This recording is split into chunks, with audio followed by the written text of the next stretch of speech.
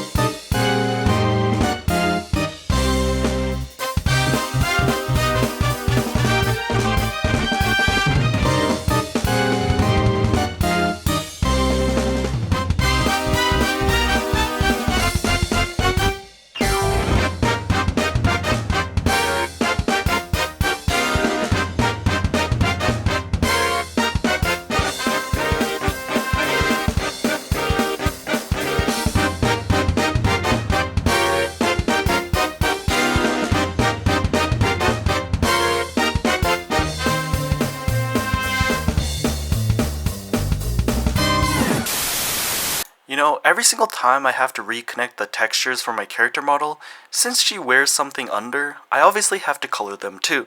And obviously, to see if it worked or not, I'm obligated to check them. This is where I'm at right now. There's not really any visible functionality yet, but I'm thinking to make this into a Mario Party type thing. Here's the current map I have planned out. Like Mario Party, I'm planning to put tiles around where the players can land and trigger certain events. Here's also a really rough draft of the events I have now. So, I was actually pretty stumped on how to create this initially, but literally right before going to bed, I had an epiphany of implementing this with a directed graph. Basically, what that is you have these things called nodes or vertices, which I've shown here with black dots. Then what connects them is called an edge, which are blue arrows here. In really simple terms, basically, if you're on a vertex, as long as it's in the direction of the arrow, you can get to the next vertex and get its information. So for example, if you're on edge A, then you can get to edge B, and then it's information. And if you're on edge B, then you can get to C, and then it's information. The information we want right now is the location of each of these vertexes, so that the character can move to it.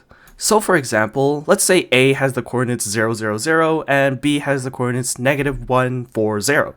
And if the character is on A, she can access B, and then get its coordinates so she can move to it. Now, to be honest, I have no clue if this is the most optimal way of making this, but I gotta say, I was pretty excited to see it all working. There's one thing though that really caught me when I was bug testing.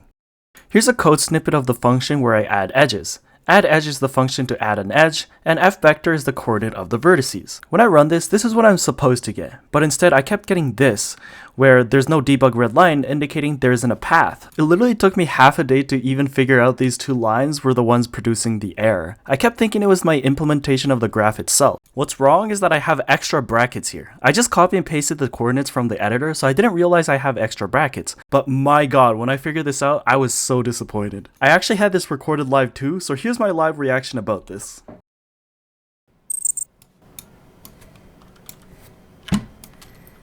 What the fuck? I wasn't even sure why this was even an error at first. Now correct me if I'm wrong, but I'm pretty sure it's because the extra bracket here makes it so that this whole thing is one input, and f vector has an overlord where it takes one float. So it just took the last float of this whole thing to make it a completely different coordinate somewhere else in the world. Anyway, now that all that stinky stuff is out of the way, it's time to continue making the map.